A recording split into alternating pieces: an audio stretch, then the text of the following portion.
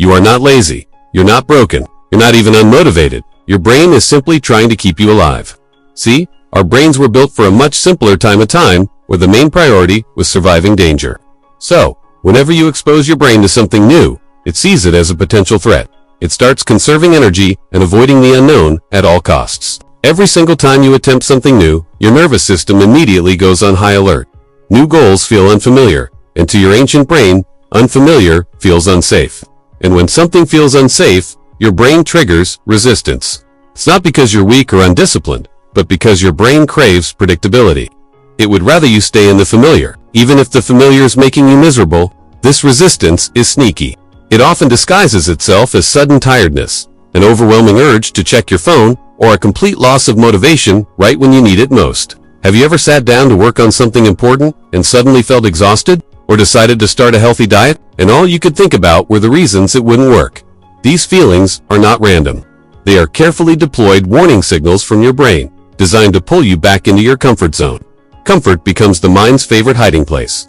Your brain doesn't understand your ambition. It doesn't care about your dreams of writing a novel or starting a business. It operates on a primal level, repetition and survival.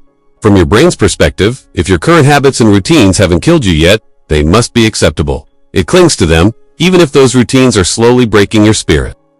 This is exactly why relying on sheer willpower so often fails. When you try to force yourself to do something your brain perceives as a threat, you're trying to overpower a system hardwired to protect you. Force just creates more rebellion from your own mind.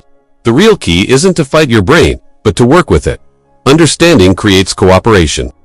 Battling it creates burnout. And here's a crucial point. When you label yourself as lazy, you're actually making the problem worse. You're reinforcing the wrong identity. Your brain listens to the labels you give yourself. If you constantly tell yourself you're lazy, your mind will believe it and act that way automatically real. Lasting change begins the moment you stop attacking yourself for being human. Growth only becomes possible when you start teaching your brain that discomfort is not the same as danger. This isn't done through grand gestures. It's done through small, consistent, repeated actions. Each time you take a tiny step outside your comfort zone and survive, you are quietly rewriting your brain's core beliefs.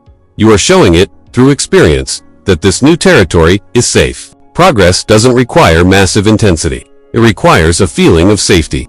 When growth feels survivable, the brain finally stops resisting it. The system that was once holding you back begins to support you instead. So, stop asking, "Why do I always fail?" and start asking, "How can I teach my nervous system that growth is not a threat?" It's a kinder, more effective, and more scientific approach to becoming the person you want to be.